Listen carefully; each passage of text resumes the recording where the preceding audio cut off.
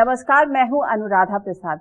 आखिर वो कौन सी सोच है जिसमें भगवान शिव की पूजा भारत के दक्षिणी छोर पर समंदर के किनारे रामेश्वरम में होती है और उत्तर में हिमालय के ऊंचे पहाड़ों के बीच अमरनाथ गुफा में भी? ऐसी कौन सी आस्था की लहर है जिसमें श्री कृष्ण पश्चिमी छोर पर द्वारका में भी पूजे जाते हैं और पूरब के आखिरी छोर पर इम्फाल घाटी में भी? वो कौन सी सोच है जिसमें मर्यादा पुरुषोत्तम राम को भारतीय जनमानस का नायक बना दिया, जिनके बताए मार्ग पर आगे बढ़ने में सबने अपना कल्याण देखा? आखिर वो कौन सी सोच भारत की मिट्टी पर फली फूली जिसमें प्रकृति के साथ साथ नदियों की भी पूजा होने लगी? सूर्य नमस्कार को चमत्कारी माना गया। धरती माँ समान है और पेड़ों में भी प्राण और परमेश्वर का वास माना जाता है, जिसमें जीव निर्जीव सबके अस्तित्व में अपनी बेहतरी देखने की आदत बनती गई। जिस पर्यावरण संकट की बात पिछले कुछ दशकों से दुनिया में जोर शोर से हो रही है और एनवायरमेंटलिस्ट चिंता जता रहे हैं कि उसे भारत के ऋषि मुनियों ने हजारों साल पहले समझ लिया था। वेद और पुराण इस बात की गवाही देते हैं कि भारत में धर्म सिर्फ एक पूजा पद्धति नहीं, ये मानव जीवन को आगे बढ़ाने का एक बहुत उन्नत दर्शन रहा है। सामाजिक जीवन संचालित करने और आगे बढ़ाने के लिए पथ प्रदर्शक की भूमिका में रहा है। वैदिक काल से लेकर अब तक धर्म का मर्म समय चक्र के साथ साथ बदलता रहा है। कभी धर्म समाज में लोगों को अनुशासित करने की भूमिका में रहा है, तो कभी लोगों में ज्ञान का प्रकाश फैलाने वाली मशाल के रूप में, कभी समाज में रिश्तों के बिखरते ताने बाने को जोड़ने वाले धागे के रूप में, कभी लोगों के जीवन से उदासीनता खत्म करने वाले सारथी के रूप में, कभी विदेशी ताकतों के खिलाफ लोगों को एकजुट करने वाले शक्ति स्रोत के रूप में, तो कभी वोट बैंक पॉलिटिक्स को आगे बढ़ाने के लिए ईंधन की भूमिका में। आज सबसे पहले बात करते हैं धर्म के कालचक्र की। 1 अरब 40 करोड़ की आबादी वाले भारत का एक बड़ा हिस्सा धार्मिक प्रवृत्ति का है। यहाँ सुबह सुबह अपने आराध्य की पूजा पाठ के बाद काम पर निकलने की परंपरा सदियों से चलती आ रही है। ज्यादातर लोगों में ये भाव हमेशा रहता है कि अगर कुछ गलत किया तो ऊपर वाला सजा देगा। दूसरों की मदद करना पुण्य और दूसरों के साथ गलत करना पाप समझा जाता है। आखिर भारतीय जनमानस में पाप पुण्य का विचार कहाँ से आया? इस पाप पुण्य के पीछे कौन सा दर्शन काम करता है? कैसे देश काल और परिस्थितियों के मुताबिक सही और गलत बदलते रहते हैं? समाज में ऐसी सोच के पनपने की आखिर वजह क्या रही है? एक सामान्य भारतीय के लिए धर्म के मायने क्या है? पूजा पाठ के दौरान अक्सर जिस संकल्प मंत्र जम्बू दीपे भारत खंडे आर्यावर्ते देशांतरगते की गूंज सुनाई देती है, उसमें आखिर जम्बू द्वीप का क्या मतलब है? क्या आज के भारत के नक्शे से तब का जम्बू द्वीप बड़ा था या छोटा? जम्बू द्वीप, भारतवर्ष और आर्यावर्त में क्या अंतर है?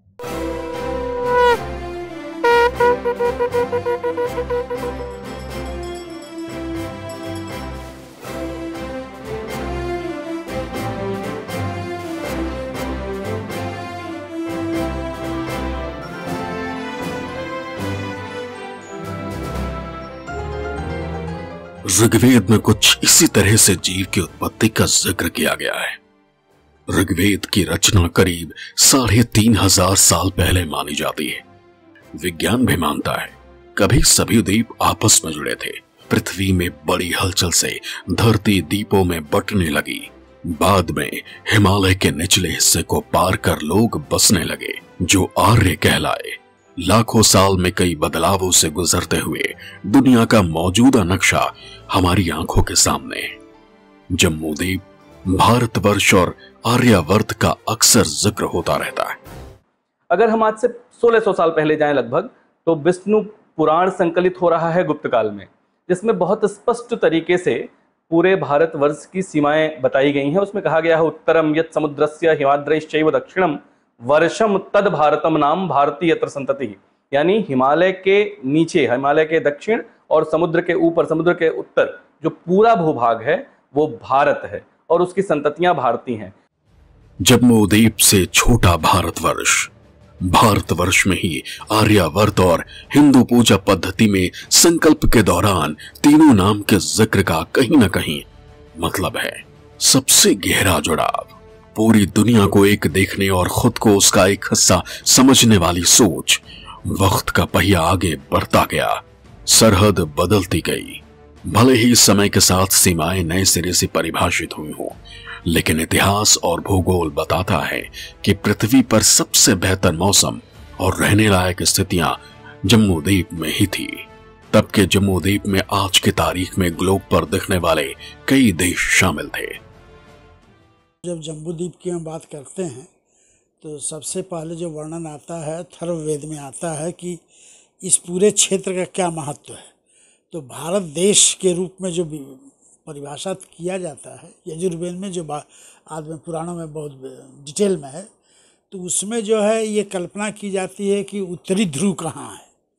तो उसमें तो पूरा एक तरह से पूरा यूरोप जोड़ लीजिए और ऑस्ट्रेलिया का बॉर्डर जोड़ लीजिए, तो सबको कहा गया कि जम्बूद्वीप है। प्राचीन ग्रंथों में धरती पर 7 द्वीपों का जिक्र है। जम्बूद्वीप, लक्षद्वीप, शालमलद्वीप, कुशद्वीप, क्रौंचद्वीप, शाकद्वीप, पुष्करद्वीप। धरती पर महाद्वीपों के बनने की कहानी को भूगोल के जानकार अपने चश्मे से देखते हैं, लेकिन जिन 7 द्वीपों का जिक्र पुराणों में है, उन्हें इतिहासकार और भूगोलविद नए नामों के साथ 7 महादेश के रूप में जानते हैं। Asia, Europe, Africa, Antarctica, Australia, उत्तर अमेरिका, दक्षिण अमेरिका। द्वीप जो है वो रिलेट करता है समूचे धरती को, इंटायर अर्थ को। और भारत क्या है, जो समूची धरती है, जो विश्व है, उसका एक पार्ट है, एक अंग है, एक खंड है, जहां राजा भरत ने राज्य किया था। भारतवर्ष में नदियों के किनारे नई सभ्यता ने आकार लिया। यहाँ ऐसी परंपरा और संस्कृति को आगे बढ़ाया गया जिसमें इंसानों की बेहतरी का मंत्र छिपा था। लोगों को अनुशासित करने और समाज के साथ जोड़ने का रास्ता धर्म और पाप पुण्य की सोच के बीच से निकाला गया। प्राचीन ग्रंथों में उत्तरी भारत को आर्यावर्त यानी आर्यों का निवास स्थान कहा गया। आर्य भूमि का विस्तार काबुल की कुंभा नदी से भारत की गंगा नदी तक था। भारत जिस सनातन परंपरा के साथ आगे बढ़ा, उसमें एक ऐसी सोच ने आकार लिया जिसमें सबको जोड़ने का रास्ता निकाला गया। इंसान और प्रकृति के बीच तालमेल का महामंत्र भी इसी परंपरा की गर्भनाल से निकल रहा था। वेदों में भारत को आर्यावर्त कहा गया है, यानी आर्यों का निवास स्थान। प्राचीन काल में आर्यों का प्रदेश वर्तमान के अफगानिस्तान की कुंभा नदी से लेकर भारत में गंगा के किनारों तक फैला हुआ था। ऋग्वेद में आर्यों की बसावट वाले क्षेत्रों को सप्त सिंधु प्रदेश कहा गया है, जहां मानव सभ्यताओं के विकास और विस्तार की बुलंद कहानी तैयार हुई और लोगों ने समाज में रहने और सबकी तरक्की का मंत्र सीखा। वेदों की रचना किसने की, कब हुई, इसका कोई ठोस प्रमाण नहीं है, लेकिन वेद प्रमाण और व्यावहारिकता की कसौटी पर खरे हैं, जिनसे निकलते मर्म में हजारों साल से मानव जाति अपना कल्याण देखती रही है। वेदों में ब्राह्मण की उत्पत्ति को लेकर एक सामान्य आदमी के जीवन को आगे बढ़ाने तक का दर्शन छिपा है। धर्म में कर्म को इस तरह से पिरोए जाने की कोशिश हुई है जिससे सृष्टि के संचालन और समाज को आगे बढ़ाने में चेतन और अचेतन दोनों की ही भूमिका तय की जा सके। ऋग्वेद के मुताबिक हिरण्यगर्भ से सृष्टि का जन्म हुआ, जिसका सफर लाखों करोड़ों वर्षों का है। उसके बाद सृष्टि ने न जाने कितने रूप बदले। उसकी आत्मा से एक ऐसी जीवन शैली निकली जिसे सनातन दर्शन के नाम से जाना जाता है। ये सनातन दर्शन ही है जिसने धीरे धीरे हिंदू धर्म का स्वरूप ले लिया। कुछ विद्वानों का मानना है कि इसी धर्म ने भारत को जोड़ा, तो कुछ का कहना है कि ये धर्म नहीं अपने आप में एक राष्ट्र है। लेकिन भारत को एक सूत्र में पिरोने के लिए क्या हिंदू धर्म अपने आप में काफी है?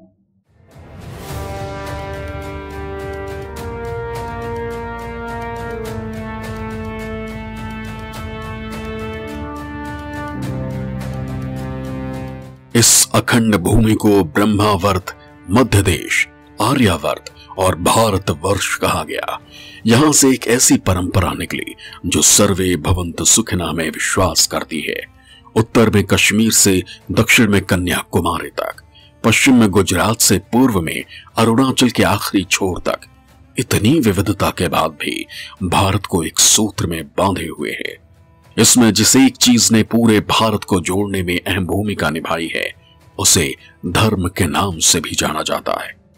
भारत में धर्म इस रूप में विकसित हुआ जिसमें हर तरह के विचारों को साथ लेकर आगे बढ़ा जा सके। सनातन धर्म एक ऐसा धर्म है जिसमें अलग अलग विचार का मिश्रण है और एक ऐसी दार्शनिक सोच है उसमें जिसमें सबको सम्मिलित किया जा सकता है। अगर आप सोचें तो हमारे महावाक्यों में है, जो कि आज से 5000 साल पहले लिखे गए हैं, एकम सत्य विप्रहा बहुधा वदन्ति, यानी सच एक है, बुद्धिमान उसको अलग अलग तरीके से कहते हैं। या आनो भद्र कृतवो यंतु विश्वथा, अच्छे विचार हमारे पास हर कोने से आए और हम उनको सम्मिलित करें। Becoming Indian, the great Hindu civilisation Adi Shankaracharya, Hinduism greatest thinker जैसी कई किताब लिख चुके पवन कुमार वर्मा मानते हैं कि भारत को एकजुट रखने में धर्म की बड़ी भूमिका रही है। भारत में हिंदू धर्म जिंदगी को जीने का एक नया नजरिया और तरीका दोनों है। देखिए, धर्म, जहां तक हिंदू धर्म का सवाल है, वो एक जीवन शैली भी है और आस्था भी है। आम आदमी के लिए सनातन धर्म एक ऐसी आस्था है जो कि उसके जीवन के हर एस्पेक्ट या मोड से जुड़ी हुई है। वेदों में भूमि को माता माना गया क्योंकि मनुष्य के सृजन का आधार धरती, आकाश, सूर्य, हवा और अग्नि को माना गया है। भारत की सबको साथ लेकर चलने की सर्वधर्म संभाव वाली संस्कृति ही वो धागा है जो सबको जोड़कर रखे हुए है। संभवतः सामान्य लोगों को अनुशासित करने और समाज में अच्छे कामों के लिए प्रेरित करने के लिए इहलोक, परलोक, पाप पुण्य जैसी अवधारणाओं को आगे बढ़ाया गया होगा। देवी देवताओं के साकार रूप के जरिए समाज के सामने ऐसे चरित्र आगे किए गए जो देश, काल, परिस्थितियों के हिसाब से लोगों के मुश्किलों से लड़ने में मददगार साबित हो। पूरे जीवन की आचार प्रणाली को बताने वाला यह धर्म है और इसी ने पूरे देश को, इस देश को जिस पे ये आरोप लगा कि ये कम से कम 16 राष्ट्रीयताओं का समुच्चय है, समूह है। जब विदेशी यहाँ आए, विदेशी आक्रांताओं के साथ आने वाले जो उनके इंटेलेक्ट विंग के लोग थे, जो उनके उस तथाकथित बुद्धिजीवी लोग थे, उनको समझ में ही नहीं आया कि इतनी विविधता वाला कोई देश, कोई राष्ट्र कैसे हो सकता है, कोई भूभाग एक कैसे हो सकता है। वास्तव में वो हमारी सभ्यताई पहचान को, हमारे सांस्कृतिक एक सूत्रता को, संस्कृति के उस धागे को, धर्म के उस धागे को समझ ही नहीं सके जो इस पूरे देश को एक सूत्र में आबद्ध किया हुआ था। धर्म ने लोगों को आपस में जोड़ने का रास्ता खोला। इसी जुड़ाव में समाज और इंसानी सभ्यता की तरक्की का मंत्र छिपा था। पूजा पाठ, पवित्र अपवित्र जैसी सोच ने लोगों के जीवन को अनुशासित करने में अहम भूमिका निभाई, तो मंदिरों ने लोगों के बीच ज्ञान का प्रकाश फैलाने में भी अहम भूमिका निभाई। तीर्थ की परंपरा ने भौगोलिक रूप से अलग अलग क्षेत्रों के साथ लोगों का आपस में जुड़ाव पैदा करने में अहम भूमिका निभाई। धर्म को आगे कर ऐसी व्यवस्थाएं और परंपराएं आगे बढ़ाई गई जिसमें लोगों को खुद के प्रति, परिवार के प्रति, समाज के प्रति और प्रकृति के प्रति जिम्मेदारियों के साथ जोड़ा जा सके। पूर्व विदेश राज्य मंत्री और संयुक्त राष्ट्र में उप महासचिव जैसे पद पर रह चुके शशि थरूर अपनी किताब why I am a Hindu में लिखते हैं, 18 पुराण वेदों और धर्म शास्त्रों के सत्य को कथाओं और अन्य विद्याओं के माध्यम से पुनः प्रस्तुत करते हैं। वो कई सदियों से ग्रामीण क्षेत्रों में धार्मिक शिक्षा के प्रमुख माध्यम बने रहे हैं। वो इतिहास श्रेणी के ग्रंथों से इस दृष्टि से भिन्न है कि वो उनकी तरह एक भव्य कथानक नहीं अपनाते, बल्कि अलग अलग कथाओं और पात्रों के जरिए धार्मिक शिक्षा देते हैं। इन पौराणिक कथाओं का नैतिक संदेश आज भी हिंदुओं की नैतिक संहिता का आधार बना हुआ है। इन कथाओं के विभिन्न पात्र आस्था, पवित्रता, आज्ञाकारिता, निष्ठा, लगन, सातत्व, उदारता इत्यादि के प्रतीक बन चुके हैं। धर्म अपने तरीके से लोगों को जोड़ने और समाज को आगे बढ़ाने में पथ प्रदर्शक की भूमिका में रहा है। समय चक्र के साथ पश्चिम में मदरलैंड और फादरलैंड की विचारधारा ने नया आकार लिया, लेकिन इन सब की जड़ें हमारी सनातन परंपरा में हैं। सनातन परंपरा में धरती को माता माना गया है, क्योंकि वो अपने बच्चों का लालन पालन करती है, किसी में कोई भेद नहीं करती है। यही सोच कश्मीर से कन्याकुमारी तक को, कच्छ से कामरूप तक को जोड़ती है। समय चक्र के साथ धर्म लोगों को आपस में जोड़ने और उनके जीवन को अनुशासित करने का एक जरिया बना। पाप पुण्य की सोच ने लोगों को ऐसे कामों को करने से रोका जो किसी इंसान और समाज की तरक्की में बाधक बनते हैं। समय चक्र के साथ धर्म को भी अलग अलग नजरिए से देखा गया। अथर्ववेद में धर्म शब्द का प्रयोग धार्मिक क्रिया के लिए हुआ है, लेकिन श्रीमद् भगवद गीता में धर्म को कर्म से जोड़ा गया। महाभारत ग्रंथ अहिंसा परमो धर्म का पाठ सिखाता है, तो मनुस्मृति में आचार्य परमो धर्म की बात कही गई है। प्राचीन भारत की आश्रम व्यवस्था के जरिए हर इंसान को सही कर्म के लिए धर्म की डोर से बांधने की कोशिश हुई है। ये भारत में धर्म का समावेशी और सूक्ष्म विज्ञान ही है, जिसने लोगों को योग, ध्यान, प्राणायाम के जरिए मानसिक, शारीरिक, आध्यात्मिक रूप से संतुलित करने का रास्ता निकाला गया। सबके सुख में अपना सुख और दूसरों के दुख में अपना दुख देखने की सोच में भारत के धर्म चक्र से सर्वे भवन्तु सुखिना और सर्वे सन्तु निरामया का मंत्र निकला है। यह आधुनिक दौर में पश्चिमी देशों की स्वतंत्रता, समानता और बंधुत्व की सोच से बहुत आगे का दर्शन है। ह्यूमन राइट्स और पीसफुल कोएग्जिस्टेंस की अवधारणा से भी बहुत आगे की सोच हजारों साल से भारत की आबो हवा में घुली मिली है। समय चक्र आगे बढ़ा तो वक्त के साथ आदि शंकराचार्य ने 4 धामों की स्थापना कर कश्मीर से कन्याकुमारी तक को जोड़ने की कोशिश की, पर उनका आंदोलन किसी अन्य धर्म के खिलाफ नहीं था।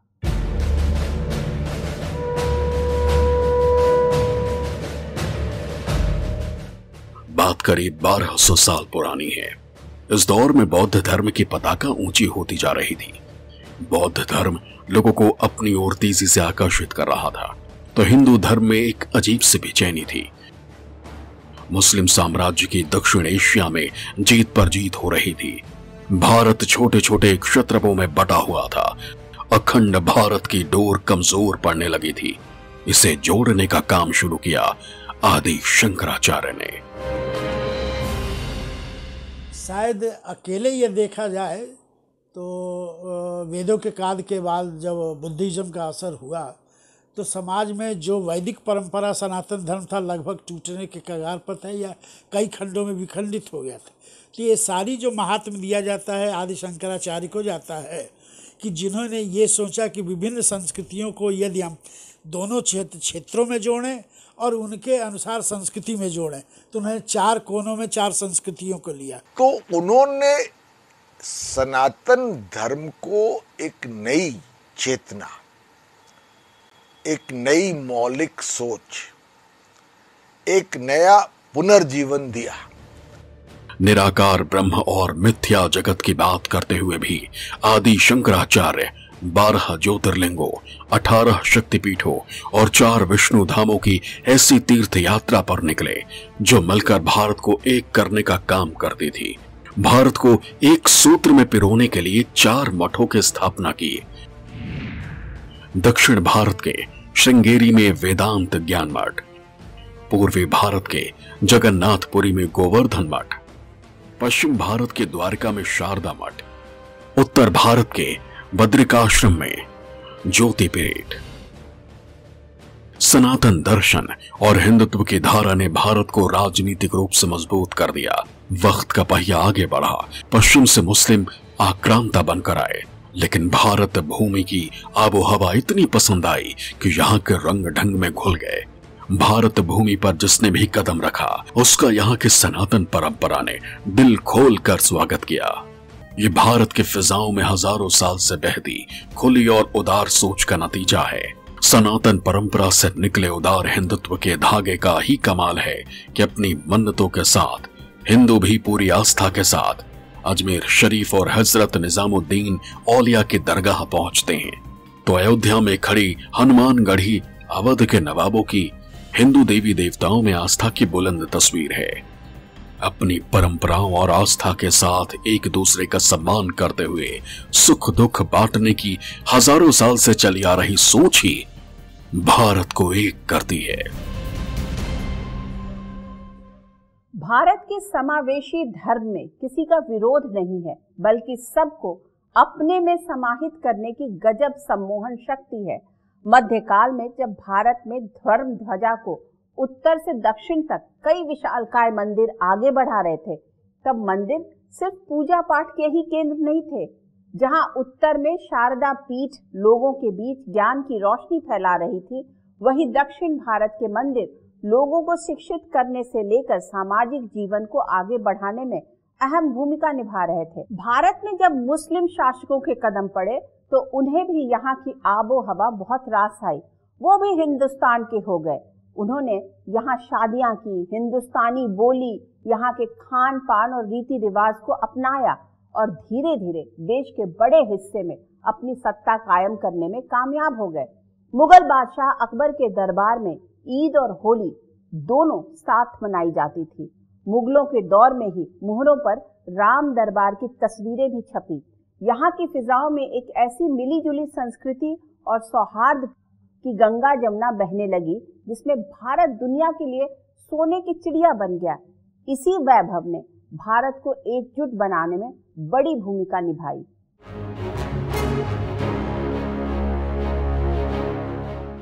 सोलहवीं शताब्दी में बाबर एक आक्रमणकारी की तरह भारत में दाखिल हुआ, लेकिन उसके वंशज यानी मुगलों को हिंदुस्तान की आबो हवा इतनी पसंद आई कि वो यहीं के होकर रह गए।